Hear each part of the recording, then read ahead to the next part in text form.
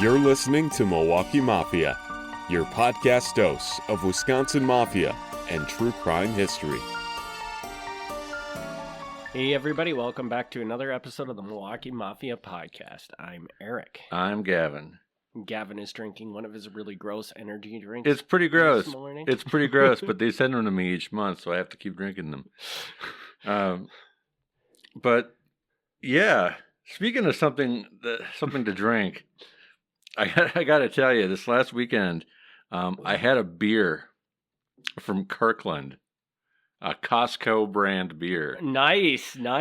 That's where my head went with Kirkland, but I'm like, there can't be a Costco brand There beer. is. There's a Costco brand beer, and I'm going to tell you, like, it's not good, but it's not bad.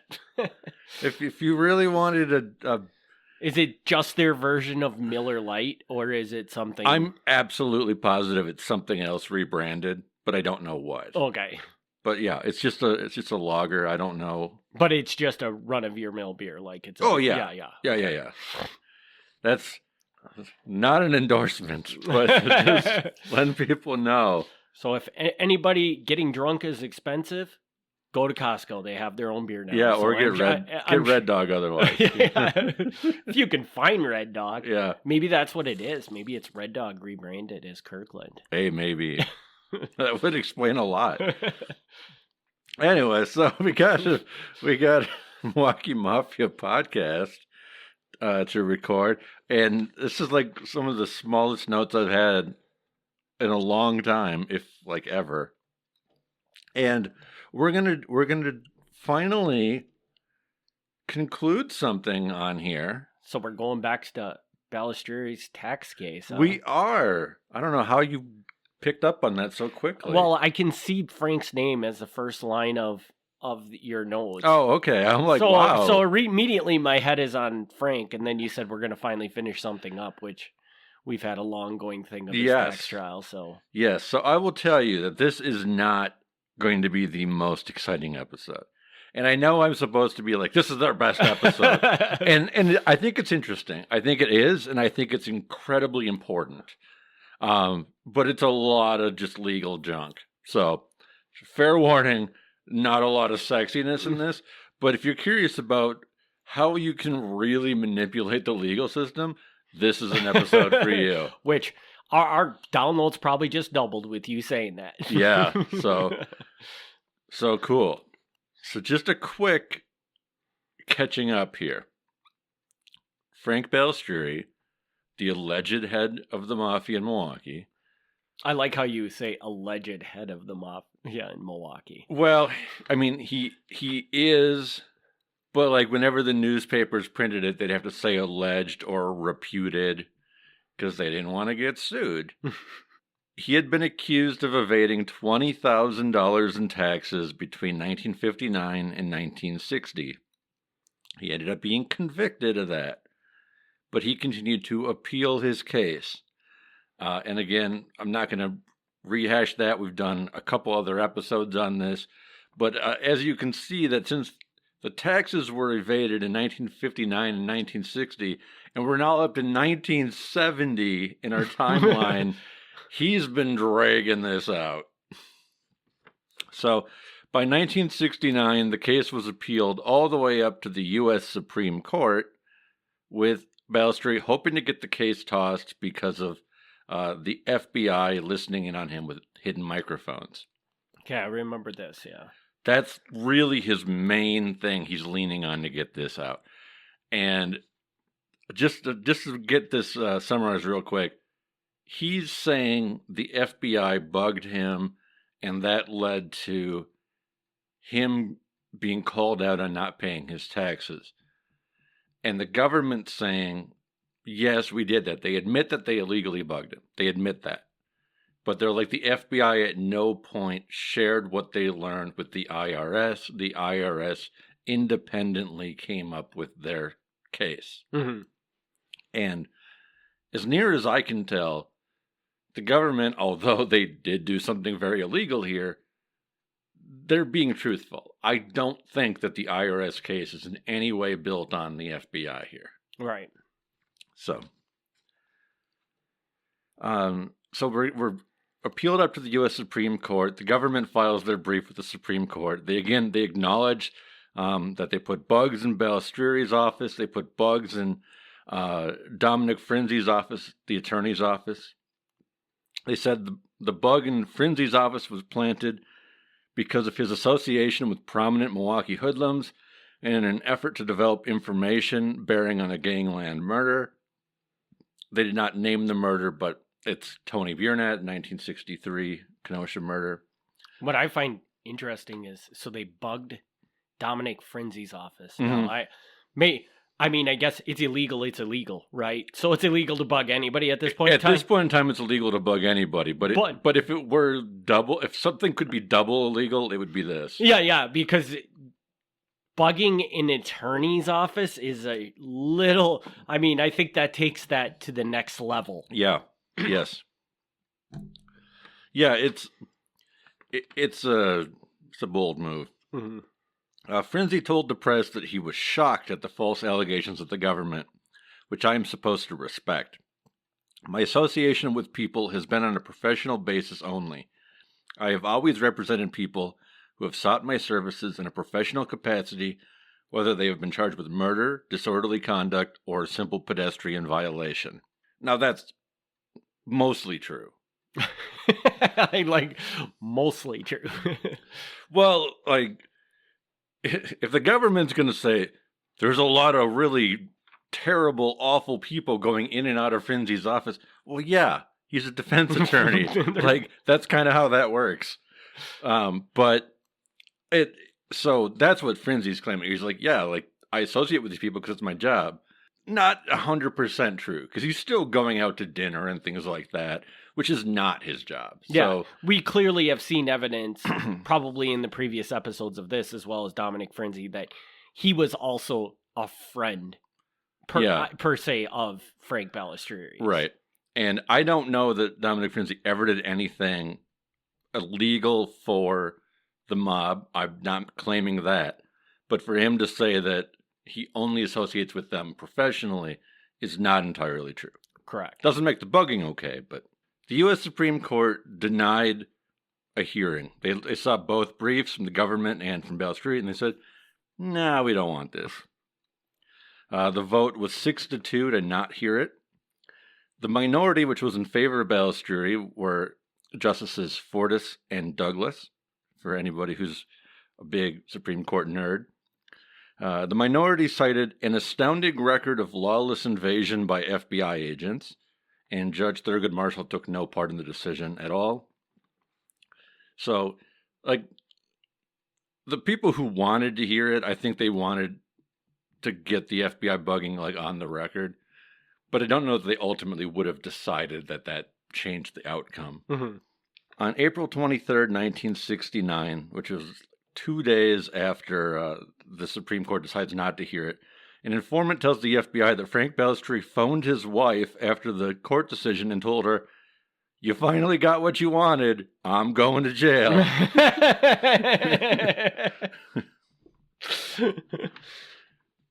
So, nice. Shortly after the Supreme Court rejects it, Frank becomes aware that he was actually picked up on yet another bug, this time in Chicago. And he has attorney Edward Bennett Williams notify the U.S. Supreme Court, and he wanted a rehearing. He goes, "Well, now I've got new evidence. I want to get back to the Supreme Court again."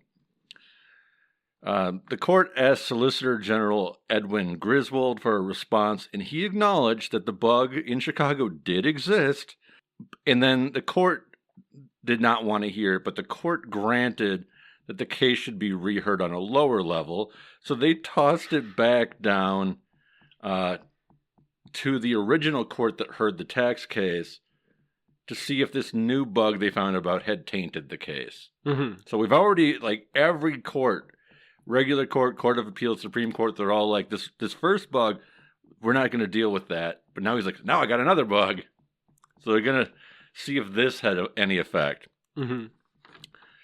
Side note, attorney Edward Bennett Williams he'll come up like in mob circles. Like he's a Washington, D.C. attorney. He's a big deal. He's helped out mob guys in Chicago and elsewhere. But he is not a mob attorney. Like I want to make that distinction. He's an attorney who helps the mob, but he is not a mob attorney. Okay, so when I say that, I mean like if you call Dominic Frenzy a mob attorney, I don't know that he would agree to that. I think that he would not like that, but I think that's more accurate because like he's consistently the guy. Mm-hmm. Like, oh, the mob's in trouble. Call Dominic Frenzy. Edward Bennett Williams is just a high-profile attorney, so he'll take on like anybody if the case is big enough. And also, like he's worked on some age. You can look him up. He's a big deal. But also, he owned a professional football team. Oh, what team? Well, I'm not going to say what team, but he lived in Washington, D.C. Oh, so he owned the Washington football team. He owned the Washington football team, yes. Because we're not going to call it that other name. Either of the other names, because one of them is just a bad name. One of them is just a bad name. And the other one upsets people, so. Yeah, I mean, I could say it. It's what it was called at the time. But yes, he did. So I'm curious, do we know a reason why was Dominic Frenzy not the attorney on this? Did they just consider this to be too high profile for him to take? Or I'm guessing because at first Balestrie's attorney at first on this was Maurice Walsh, who was an attorney out of Chicago. And then later on, once he's getting up to the Supreme Court level, I think Walsh is still sort of on the case. But then they get Williams, who was like the big, like nationwide attorney. And when you were talking, so my guess is like Frenzy, either this is outside of his. I mean, maybe taxes just isn't something that he's super knowledgeable about, or it could be because once you're out of like the local court system, he doesn't do that really. Right. Okay. I mean, I don't know the exact reason, but there is a difference. I mean, if you are an attorney, you're an attorney to practice law in Wisconsin or whatever state you're in, but you have to get approved on a different level to practice law on a federal level. I'm sure Frenzy was cleared for both, but oftentimes there is a distinction between the two. And this Walsh attorney, so basically what you're saying, you'll hear his name because he did do a lot of mob cases, but there's no evidence to suggest he had like any sort of relationship with any mob. He was just a high profile lawyer that different mobs might have hired at a certain point. Right. And I'm in this case I'm referring to Williams, but yes. Or I'm sorry, Williams. Yes. Williams. Right. Now I'm working off of memory and not notes here, but my recollection is that he had previously been an attorney for Felix Eldoricia, who's like Frank Balestrie's close guy in Chicago, who eventually becomes the boss of Chicago. And I believe he was his attorney on this major extortion case that happened actually in Denver, Colorado, of all places. I could be mistaken on that, but I'm pretty sure that that's kind of how the name got floated to Balestrini, is he already kind of had a connection through Eldoricia. But he's not a mob attorney. It's just once you reach the level where you're involved in a case that's like of national importance and you're willing to pay the fees that he's asking, he'll do it. Mm-hmm. Right. So it's not like the mob has him on speed dial or anything. Yeah, or even has a relationship. I mean, they have somewhat of a relationship, but it's not like a Dominic Frenzy relationship. Right. Yeah, he's not like considered a shady guy. And not that Dominic Frenzy was necessarily considered a shady guy either, but he was a lot more aware of the day-to-day things going on. Right. Yeah. Okay, so they brought the case back down to the lower court. That hearing was held on October 9th, 1969. It went again before the original judge, and that judge then said, "Nope, we're not doing this again. I deny this. This extra bug has nothing to do. Like, we admit that you were picked up on a bug in Chicago, but like it was like one sentence, like when you were in a room, it has nothing to do with this tax case." They resentenced Frank. They said, "Okay, Gonna do it again. Same sentence as last time. 2 years in prison, a $10,000 fine, $4,000 in court costs. That's it. We're done. But Frank's probably not done, right? But Frank's not done. Frank remained free on bond pending appeal. So he appealed his tax case and pushed it out to May 1970. His primary argument remained that the taint of the electronic eavesdropping could not be removed from his case. He also argued that the government had hid evidence because that bug in Chicago, they didn't mention that the first time. Mm-hmm. And that's a slightly different argument. Like, so now he's not arguing that the bug was what got him in trouble. Now he's arguing we went through the whole court case and you never revealed it, which that is a serious violation. Mm-hmm. Like, that's what's called a Brady violation, which is where the courts tell you that, like, if you're the prosecution, you have to give everything to the defense, you know, because the defense has the right to know everything that the prosecution is going to throw at them. That's just how it works. But could they prove that the prosecution even knew about the bug? I think that is the hard sell here. So the government filed their reply to that in July 1970. They pointed out again that nothing obtained from the bugs was used at the tax trial. Nothing. It had no effect on the case, and the outcome would have been no different. And yeah, the idea is, yes, you were picked up on a bug in Chicago, but like, that's nothing to do with this. So they're saying, you know, it's not a Brady violation. Like, we don't have to turn over everything we've ever collected on you. Like, that's not relevant to this case. Mm-hmm. That's like, and I think that's a strong argument. Well, I mean, that's the correct argument. Yeah, we don't know what was exactly, unless maybe you do know what was exactly said on the bug. But I think you said it was literally. I don't have it in front of me, but it was nothing of any relevance. Yeah, so I mean, then there is no reason why they have to disclose that. Yeah, I don't even think you said anything remotely interesting. It was more like, how's the weather? You know, just something really random. But yeah, like, if I get arrested and I go on trial and then I complain that the government, like, didn't turn over, like, every traffic violation I ever got, like, that they don't have to do that. It's not relevant to the thing that I'm in trouble for. Right. So, like, he's making a good, and I don't blame him. Like, if you want to win your case, it makes sense to do as many things as you can and appeal as many times as you can. Mm-hmm. So I understand what he's doing, and I agree with his methods for that. I don't think they're correct, but if he's just trying to buy time, it's working. Yeah, exactly. And half of it might just be that this keeps him out of jail for another 7 months or something, right, while they sort through this thing. Right. An informant spoke with Frank Balestrieri on August 5th, 1970 about his tax case. Balestrieri told the informant that sooner or later he was going away, meaning prison. When asked what he would do about it, he said that he would hold a turnout, which was a meeting of all made members in Milwaukee. I am not familiar with the term turnout. I tried to find it. Somebody who's more knowledgeable about this sort of stuff, someone who understands Italian better, let me know. Turno is clearly some kind of Italian term for meeting. I'm not familiar with it. But anyway, he says he's going to have a meeting. Rumors came from Chicago that Balestrieri was going to be replaced by Joseph Caminiti, who was kind of like the next in line. But a local Milwaukee informant said that Caminiti would turn that job down if offered. One, because he was an older guy.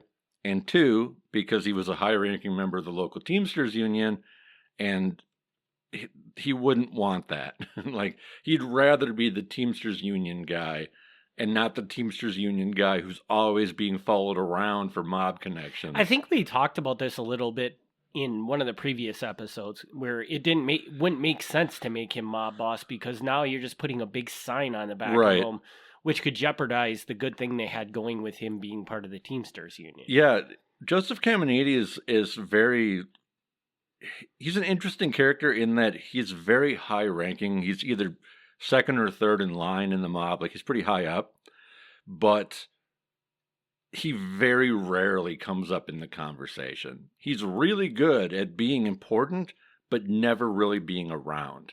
And would he, because I thinking way back to when you did like the structure of the Mafia, would he fall under, like they had the old school advisor people for Frank Balistrieri? Is that basically what he would fall in the category of? Yeah, so there's different versions. Like, sometimes they'd do updates in the files, and they'd sort of draw the chart out, or they'd write it out.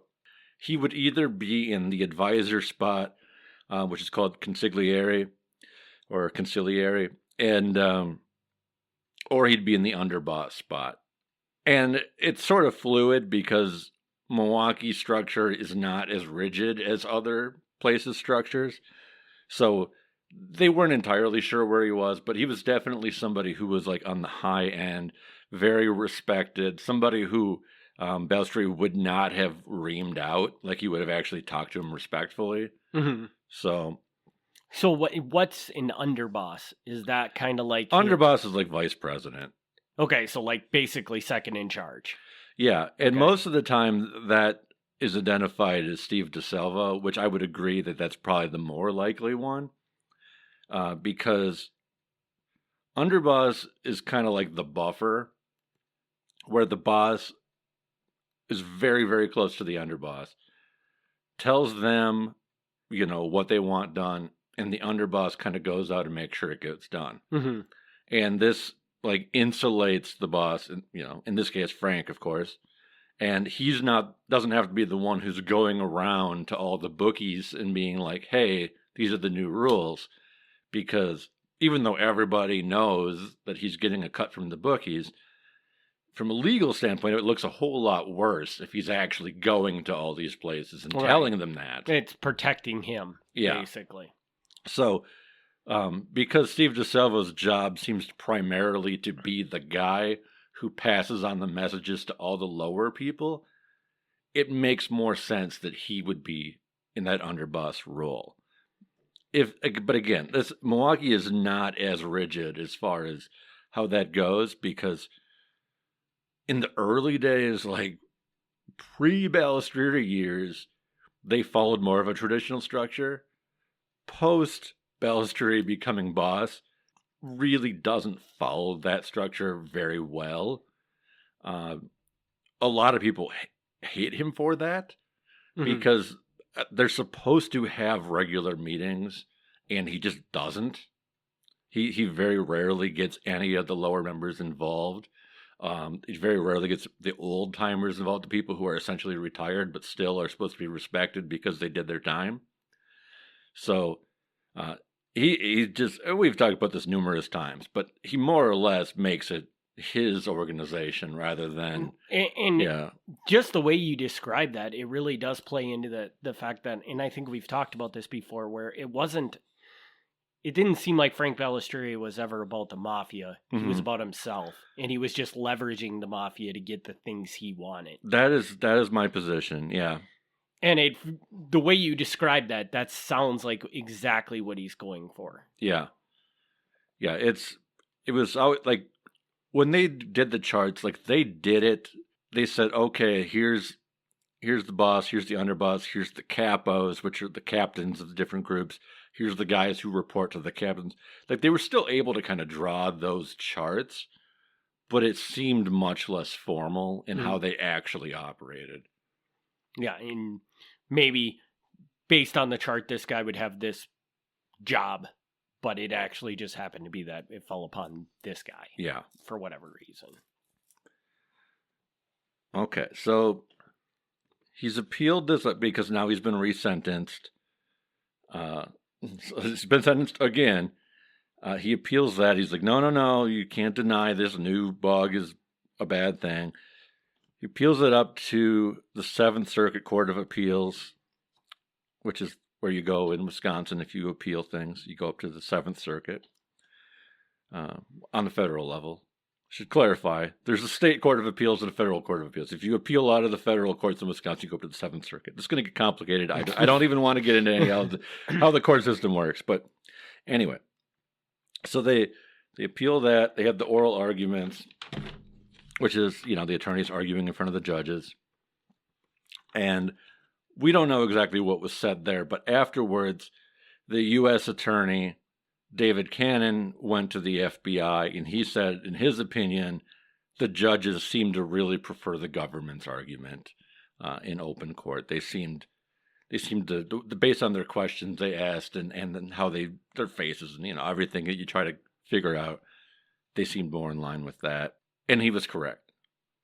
In January 1971, the 7th District Court of Appeals rejected Balestrie's request for a new tax trial and agreed with the lower court decision.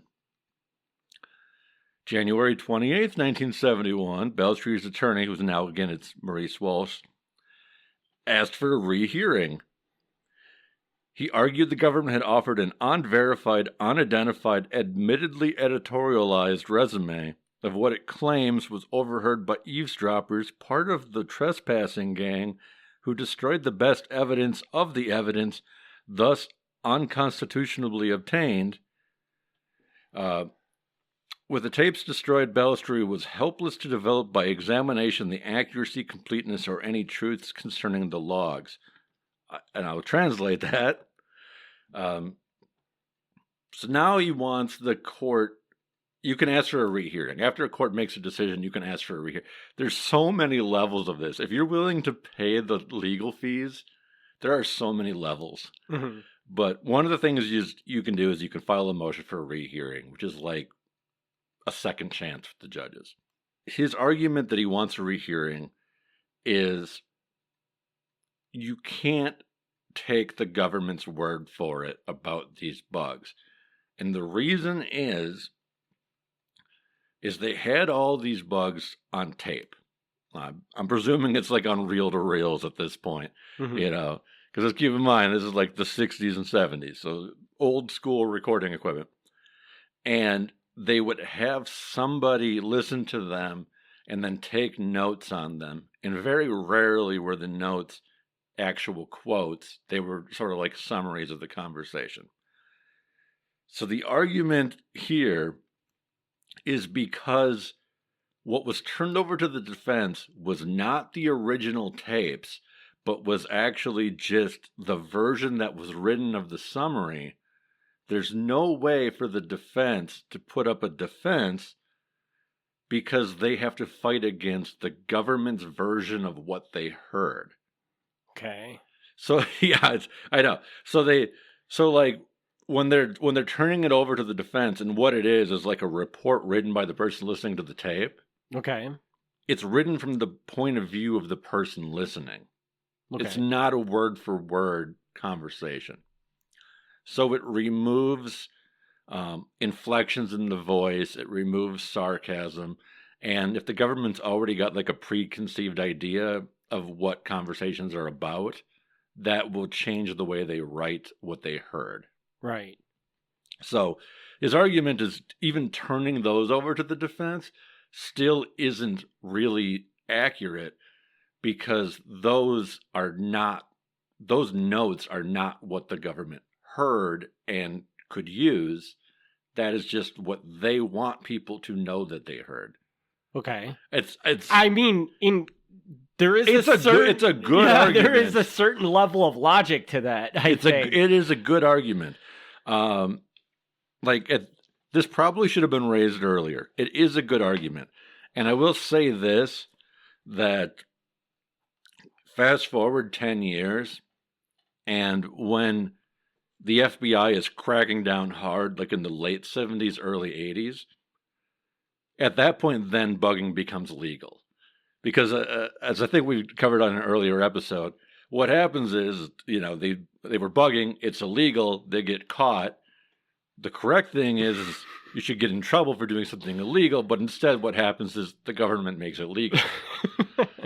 So anyway, but 10 years later, when they come back and they do this again and they plant microphones and they record them, they do retain the tapes. Okay. So 10 years later, when a similar situation happens, they actually do turn over copies of the tapes. So, so I don't know if that's them learning from this, but it is a good argument. It's a really good argument, actually. I'm going to assume, though, that it does not work. It does not work. Yeah. It does not work. They just say no. Yes. The court denied the rehearing. They said no.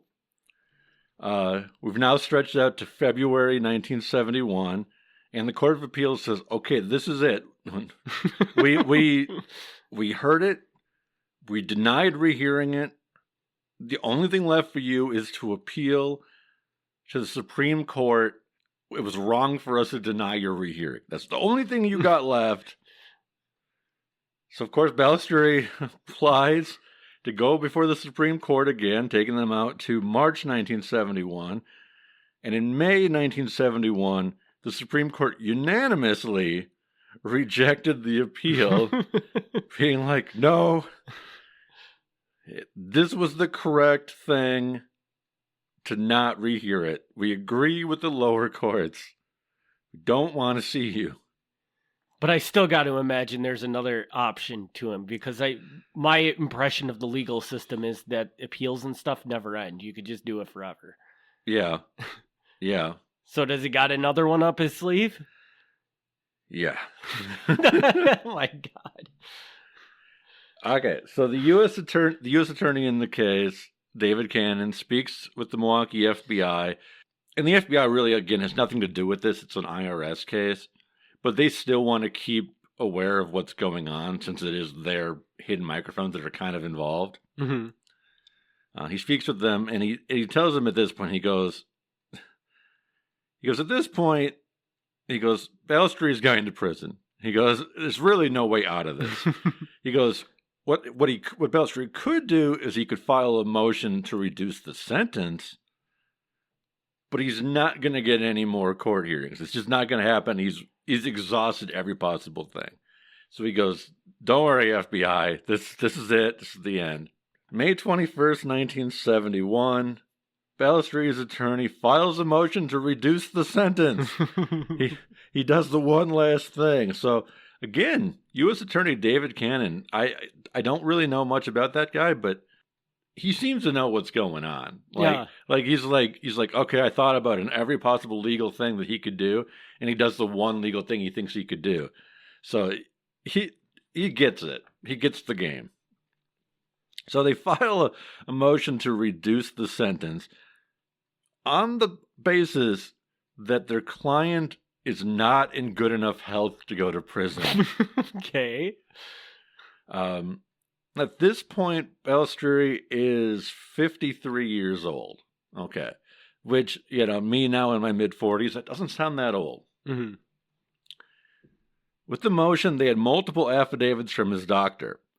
One from December 1969 said Balestrieri suffered from 8 things: ischemic heart disease, diabetes, chest pains, hepatic dysfunction, hiatus hernia, diverticula of descending colon, wow, degenerative arthritis of the cervical spine at vertebrae C5 and C6, and bronchial asthma. Okay. I'm sure I botched some of that, but all right. A follow-up letter from April 1971 said Balestrieri still had these problems, and he was taking nitroglycerin. He had multiple blackouts because of lack of oxygen to his brain. He once blacked out trying to walk from the bed to his bathroom, and blacked out on the floor and pooped himself. Doctor said soiled himself, but I'm going to say pooped himself. And on another occasion, blacked out while walking and fractured his leg. He broke his leg. As recently as March 1971, he was taking Iserdal, Librium, Demerol, and nitroglycerin. Don't know what some of that is. The doctor recommended against prison, saying that this could only make him worse and might lead to him having a heart attack. They also said it's in the government's best interest not to put Balestrieri in prison because it would be a burden on the prison system because he had so many physical and emotional needs. A second doctor, Dr. Louis Kagan from the Milwaukee Orthopedic Group, said Balestrie's fracture could take 4 to 6 months to heal. He would heal slowly because he had considerable osteoporosis. I'm going to make some editorial here. And I apologize to anybody for this, but I'm going to say this is a bunch of crap. Okay. I'm not saying that the medical stuff is crap. The medical stuff, I'm sure, is real. I don't think they got doctors to lie. Okay. I think it's crap to use it as an argument to not go to prison. Because I think anybody who's 50 or older, if you wanted to, you could probably make a list of medical conditions and prescriptions they're on. I think there would be very few people who did not have something. I'll agree with you, but if it is true that he, like, what did you say, broke like his ankle or something like that? Yeah, he broke his leg just above his ankle. That's a little extreme. Yeah. And if you're just saying like he's got to be on these drugs for whatever reason, that's one thing, because they have a doctor in a prison that can give him his drugs. Sure. But if literally like he's going to just stand up to come out of his cell and break his ankle for some reason because he has a medical condition, I think that's a different story. Okay. You know? Well, that's fair. But did he break his ankle for this appeal? You know, like his ankle really was broken. That's true. But whether he blacked out and broke it, I don't know. Yeah. Okay. I mean, yes, I see what you're saying. I can definitely see it both ways. It's just, I find it like and this sounds really bad. This definitely sounds really bad. But like, it's a weird argument. Because it's one thing when like a guy is like 85 years old and they're like, we should probably parole him because we want him to get home to his family and a medical doctor before he passes. I get that. That's a nice thing to do for a guy, is let him pass at home and not in prison. But like, if anybody with a medical condition can't go to prison, that's going to keep a lot of people out of prison. Yeah. And I think you're thinking any medical condition, but I'm thinking they really jazzed up these medical conditions to make them sound a lot worse than, I don't know if they're worse than they are or if that's exactly what he had. But I mean, if he's literally struggling to walk and stuff like that, there is definite concern there. Because they don't have the resources to guide him around the prison and stuff like that. Yeah. I mean, it's just, it's weird. He's got arthritis in his spine. He has that because he got in a car accident. He has a hiatal hernia. Now, I will tell you, I have a hiatal hernia. It's not fun, but it doesn't keep me from doing anything. It's not something that's going to stop you from living your life. So like, some of this just seems like we're going to list everything we can. Right. And that's what they're going to do. They're going to try and make it sound as bad as humanly possible. Yeah. You know? So I don't know. I mean, I just feel like it's a bit of a stretch, but fair enough, whatever. So they file for a motion to reduce sentence based on this. It goes before the judge. The judge, I don't know if the judge feels sympathy with him or is just sick of this, but the judge does actually reduce the sentence. It previously had been 2-year sentence and a $10,000 fine. He reduced it down to the minimum, which is 1 year and 1 day in prison, and he kept the $10,000 fine. So that one worked? That one worked. And But I almost wonder if that worked, because they just looked at it and said, if we deny this, he has like 3 more appeals to come back and do this again. So he's like, we're just going to give him the less sentence so we get this off of the table and get it done with, you know? So his defense attorney Walsh went to the newspapers and argued that this case had financially destroyed Balestrieri, but whatever the case may be, he was finally convicted and the conviction stuck. And by the end of June 1971, he entered the federal prison. It took them 10 years to do it, but they got him to get a year in prison. And that's just comical. It's like you spend 10 years on this and you get 1 year of him off the streets before he's back out and doing whatever. Yeah. No, I've been thinking about this episode a lot, about my thoughts on it, and I'm not sure that I have come to a conclusion, but I see this whole thing, this many-year court battle, as what you would call like a war of attrition. And a war of attrition, if that's like a weird term for people, is like neither side is going to win, but they're just going to beat the other down as hard as they can. Mm-hmm. And that's how I see this, because I don't feel that the government won on this.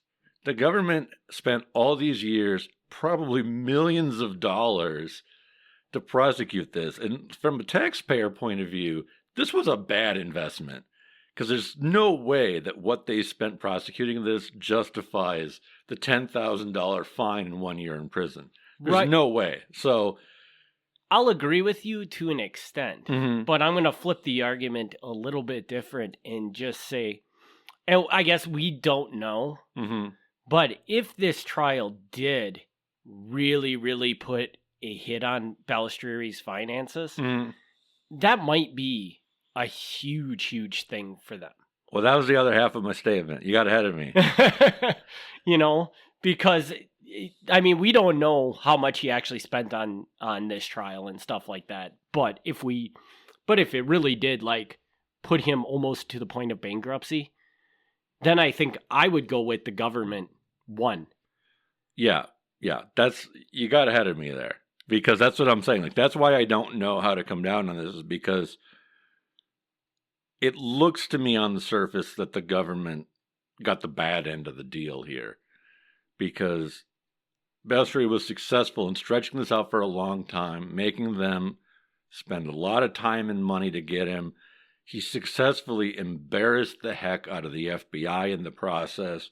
Also, alongside this, I don't know if we're going to do an episode on this or not, but like halfway through the tax case, he also files a lawsuit against the FBI for the trespassing and the wiretapping. I think we talked about this a little bit on a previous episode, mate, on one of the previous segments of this. It's possible. And we may talk about what happens with that lawsuit, or we may not. It's honestly not that big of a deal in the grand scheme of things.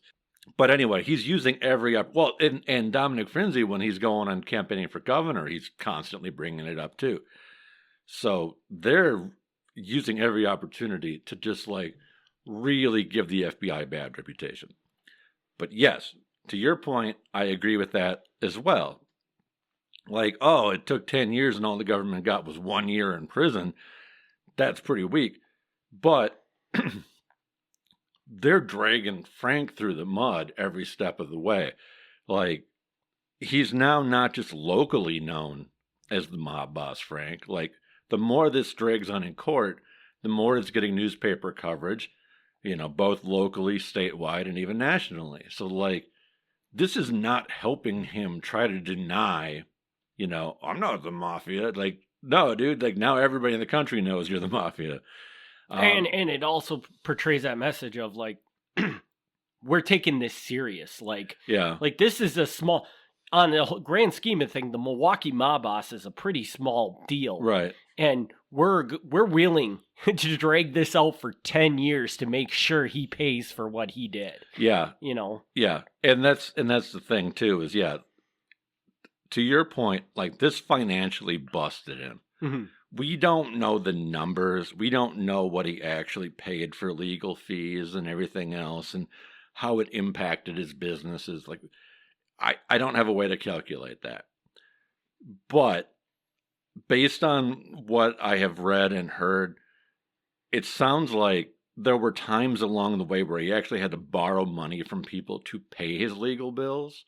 So, like, this was really stretching him thin. And what he paid in legal fees was astronomical compared to the $10,000 fine he's going to end up paying. Mm-hmm. So, yeah, like, in the end, it's like, oh, you paid a $10,000 fine and spent a year in prison. That's piddly. Like, people who do far less, do far more prison time. But they destroyed him along the way. And I always look at it too is that, so you said at this point in time he's what, 53? Yeah. And from the sounds I think he's of 54 by the time he finally goes to prison. But so he's 54, and it sounds like based on, I mean, as long as whatever they said at the end with his health conditions, as long as there's some truth to that, which I think if they're going to do it in court, they're going to have something to back it up. So there must be some truth to his health.